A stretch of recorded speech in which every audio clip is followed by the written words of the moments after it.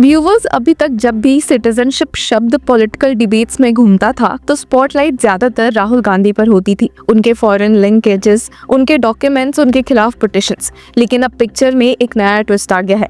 अब सोनिया गांधी खुद एक पुराने और सेंसिटिव मुद्दे में कोर्ट के सामने खड़ी है। एक तरफ राहुल गांधी की सिटीजनशिप पर सवाल उठाए गए और अब उनकी मां सोनिया गांधी से जुड़ी एक बिग स्टेप दिल्ली के राउस एवेन्यू कोर्ट में देखने को मिला है, जिसने पॉलिटिकल सर्कल्स में हलचल मचा दी है। एडिशनल चीफ जुडिशियल मजिस्ट्रेट वैभव चौरसिया के सामने काफी हीटेड हियरिंग देखने को मिली है और जिसके बाद जज ने एक बड़ा फैसला लिया। पूरे देश में सवाल उठने लगे कि क्या सोनिया गांधी के खिलाफ एफआईआर होगी, क्या राहुल गांधी भी अपने सिटीजनशिप केस में जेल जाएंगे, या इन सब का नतीजा ये होगा कि गांधी परिवार को देश से बाहर निकाला जा सकता है। तो चलिए पूरे मामले को समझते हैं। सबसे पहले बैकग्राउंड समझते हैं सोनिया गांधी के केस का। एलिगेशंस ये है कि सोनिया गांधी का नाम 1980 में न्यू दिल्ली कॉन्स्टिट्यूएंसी के इलेक्टोरल रोल्स में ऐड कर दिया गया था, पर प्रॉब्लम ये थी कि उस वक्त वो अभी इंडियन सिटीजन बनी ही नहीं थी। कंप्लेंट ये कहता है कि उनका नाम रॉन्ग डॉक्यूमेंट्स के बेसिस पर इंक्लूड हुआ। फिर 1982 में उनका नाम डिलीट हुआ और 1983 में दोबारा ऐड हो गया,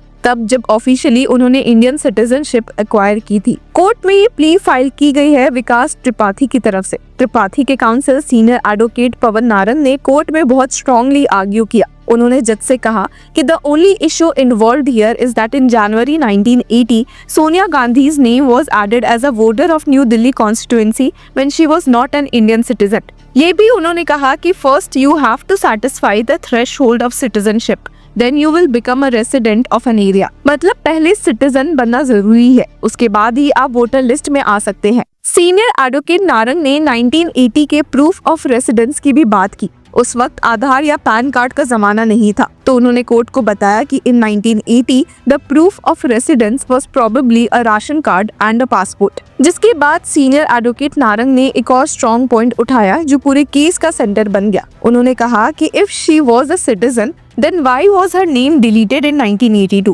Two names were deleted then by the Election Commission. One was of Sanjay Gandhi after he died in a plane crash and the other was of Sonia Gandhi। उनका कहना था कि इलेक्शन कमीशन ने तब कुछ irregularity पाई होगी, तभी उनका नाम डिलीट किया गया और फिर 1983 में वापस ऐड किया गया जब सिटीजनशिप ऑफिशियली मिल गई थी। तो यहाँ पे कंप्लेनेंट का स्टैंड क्लियर है। उनके हिसाब से ये एक फोर्जरी का केस है, पब्लिक अथॉरिटी को चीटेड किया गया है। त्रिपाठी के काउंसिल ने बोला भी कि my limited request is to either direct the police to register an FIR under the appropriate sections, whether they are made out or not is the domain of the police. मतलब complainant चाहता है कि court police को direction दे कि FIR register करे और फिर पुलिस डिसाइड करे कि कौन से सेक्शंस लगते हैं। अब यहाँ एक लीगल टेक्निकलिटी आती है। ये प्ली फाइल की गई है सेक्शन 175 सबसेक्शन 4 और भारतीय नागरिक सुरक्षा संहिता के अंदर, जिसमें मजिस्ट्रेट को पावर होती है कि वो पुलिस इन्वेस्टिगेशन का ऑर्डर कर सके। मतलब अगर कोर्ट अग्री कर लेती है तो पुलिस डायरेक्टली इस मैटर में एफआईआर रजिस्टर करके प्रोब स्टार्ट करेगी। जिसके बाद ही एडिशनल चीफ जुडिशियल मजिस्ट्रेट वैभव चौरसिया ने हियरिंग के बाद कहा कि I am reserving the order, और बस इस एक लाइन ने पूरा सस्पेंस क्रिएट कर दिया। अब पूरे देश की नजर इस बात पे है कि ऑर्डर आने के बाद क्या सोनिया गांधी को एक नई लीगल लड़ाई फेस करनी पड़ेगी। अब पॉलिटिकल कंटेक्स्ट भी समझना जरूरी है। सोनिया गांधी के इटली बॉर्न बैकग्राउंड की वजह से उनके पॉलिटिकल करियर के शुरू से ही उनकी सिटीजनशिप पर सवाल उठते रहे हैं। राहुल गांधी के खिलाफ भी ऐसे क्वेश्चंस पहले उठाए गए थे, लेकिन अब जो केस सामने आया है उसमें डायरेक्टली ये एलिगेशंस है कि 1980 में उनका नाम वोटर लिस्ट में आया जब वो सिटीजन बनी ही नहीं थी। अगर कोर्ट एफआईआर रजिस्टर करने का ऑर्डर देती है तो इसका एक बड़ा पॉलिटिकल फॉल आउट होगा। अपोनेंट्स इसे एक प्रूफ ऑफ फोर्जरी के रूप में प्रोजेक्ट करेंगे और कांग्रेस के लिए ये एक और नया क्राइसिस बन सकता है इलेक्शन सीजन्स के बीच में। अब सीनियर एडवोकेट नारंग ने अपने आर्गुमेंट को और शार्प बनाते हुए कहा भी था कि what was the reason that her name was deleted in 1982? Something was found by ECI which led to deletion of her name.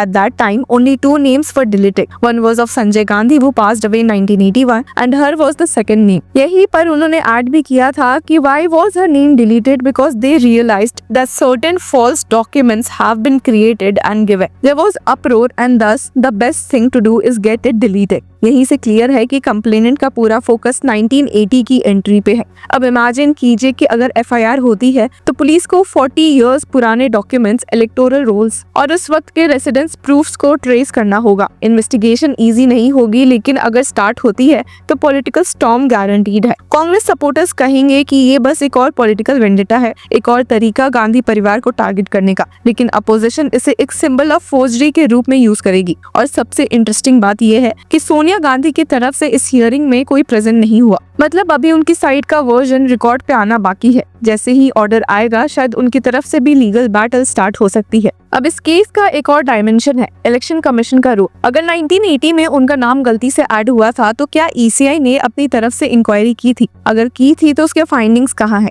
और अगर नहीं की थी तो क्या ये उनका लैप्स था? ये सवाल भी अब पॉलिटिकल और लीगल सर्कल्स में उठ रहे हैं। तो व्यूअर्स, अभी के लिए कोर्ट ने सस्पेंस बना दिया है।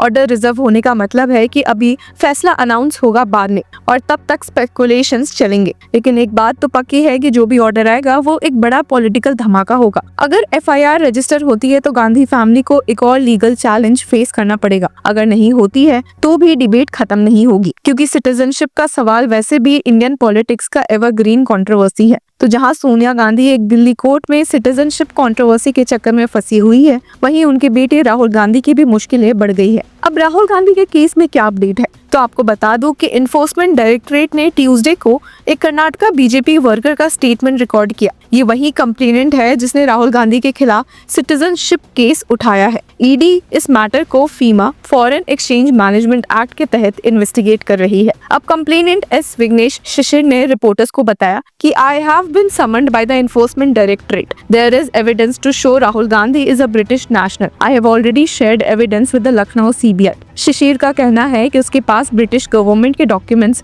और कुछ ईमेल्स हैं जो प्रूफ करते हैं कि राहुल गांधी एक ब्रिटिश सिटीजन है।